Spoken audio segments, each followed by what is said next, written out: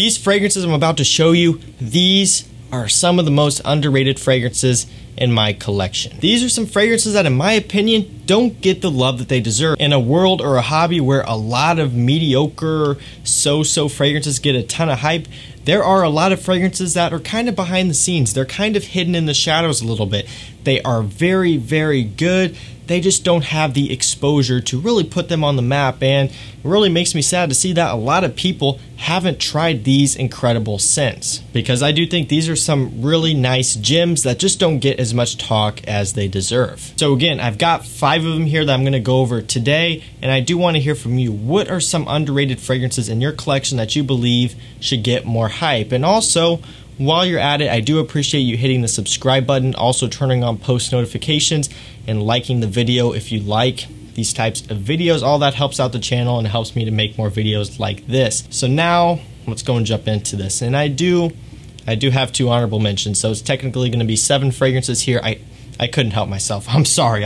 I couldn't do it. So again, we've got 2. We've got Armani Code Cologne right here, and we've got Issey Miyake. Wrong way. We've got Issey Miyake Nuit Noir Argent. Let's start off with Cologne. I really like this scent, despite it probably not being the most well received. I think it smells really nice. It maintains that nice tonka bean and that sweetness, but it adds a lot of nice citrus over top.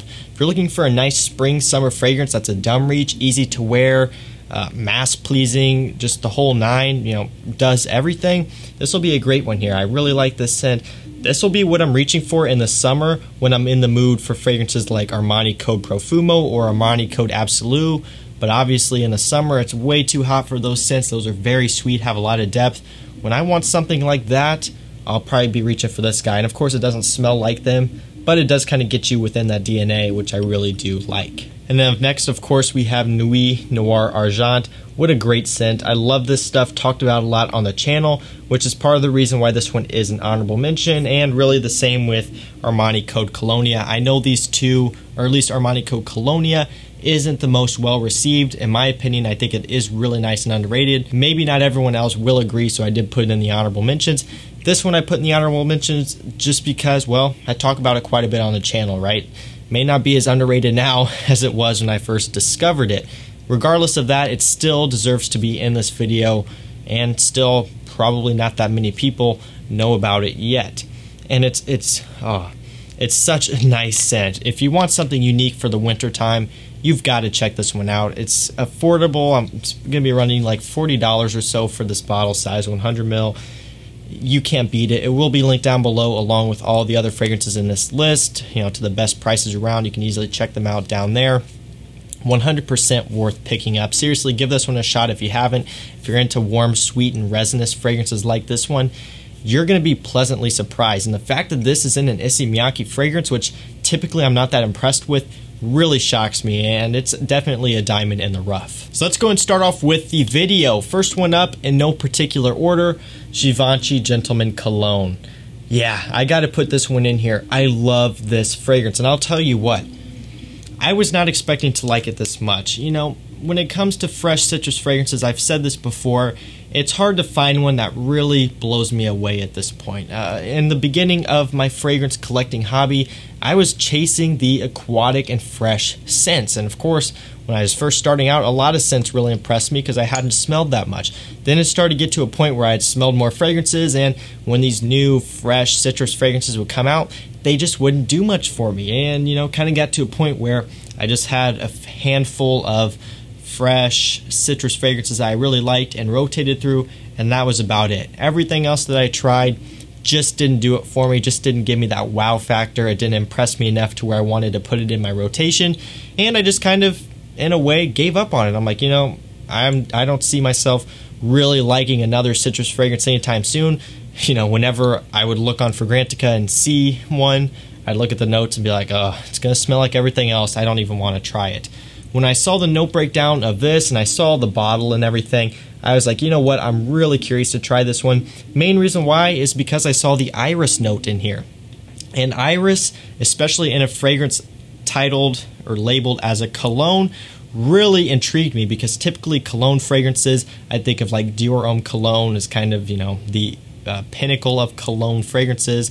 It's, you know, very, very fresh, very light and musky. There isn't anything like iris or any other challenging note in there to, you know, change it up like that. But Givenchy Gentleman Cologne put iris in there along with the other citrus, and at first I didn't know how it was going to work, but I got this fragrance in and I wore it and I loved it. I absolutely love this fragrance. It smells incredible. If you want something that's light and fresh and super wearable, super versatile for the summertime, definitely check this one out. Not only is this an underrated fragrance in my personal opinion, it's also very unique and it's got some nice depth to it. It's got incredible quality, doesn't come across cheap or synthetic by any means.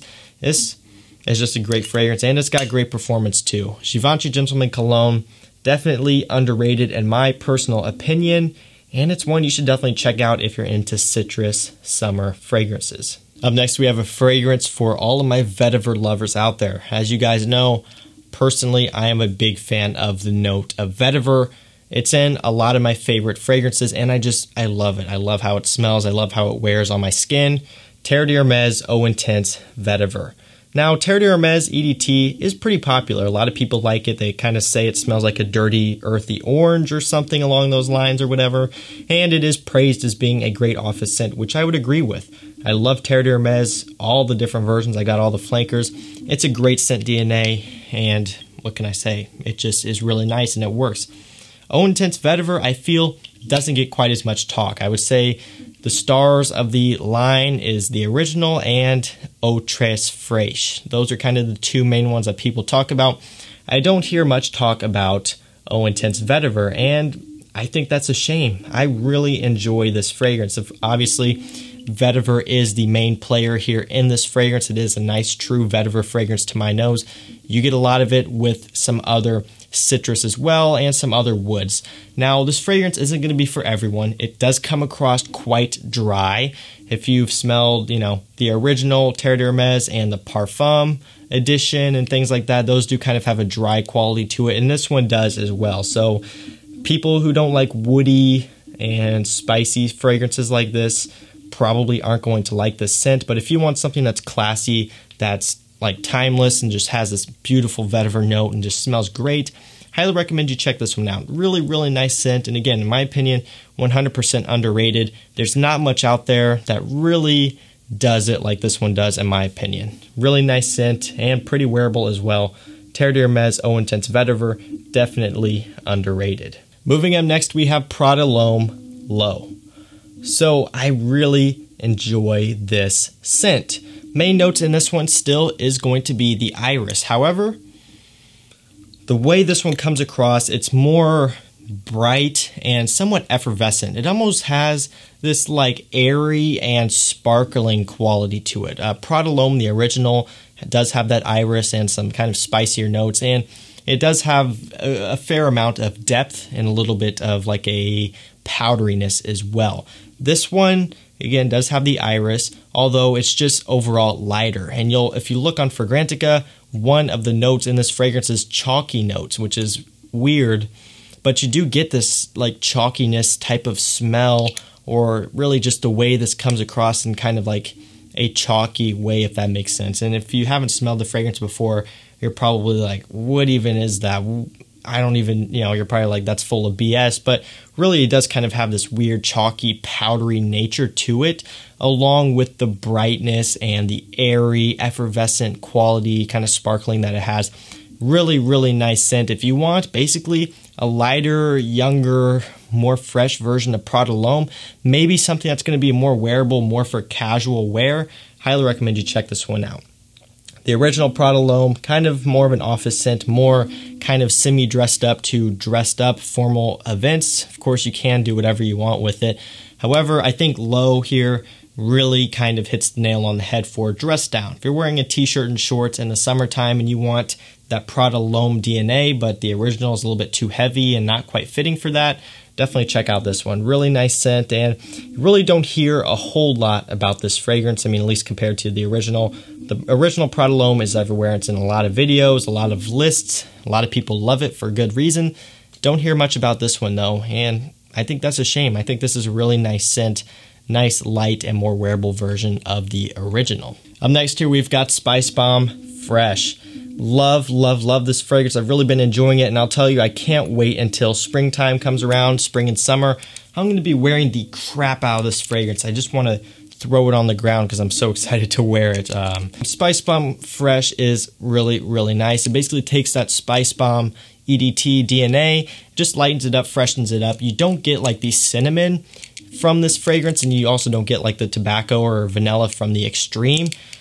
But what you do get is a peppery spiciness with like a citrus and floral component as well. So it's really quite unique, honestly. Even though it does kind of get you in that Spice Bomb DNA, and obviously Spice Bomb is a very popular fragrance now, this does have quite a bit of uniqueness to it because of how it mixes the peppery, spicy pepperiness with that citrus and somewhat floral component. So really is something that I personally haven't smelled before, despite it being a Spice Bomb flanker, if that makes sense. Again, Spice Bomb is very popular. A lot of people have smelled it, and fragrances have kind of modeled after it, but there is really something different and unique and special about this one. If an average person goes into Macy's or some other department store, they've got Spice Bomb EDT and this one, Spice Bomb Fresh, sitting there, and they smell them both.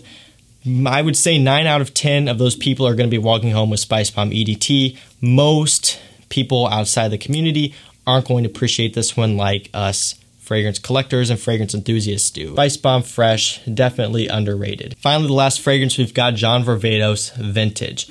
What a fantastic scent this one is. I've really been enjoying it. It's this nice, mature, classy, masculine fragrance with a little bit of like a smoky touch. A lot of depth in this fragrance. There's a lot of notes in here as well if you look.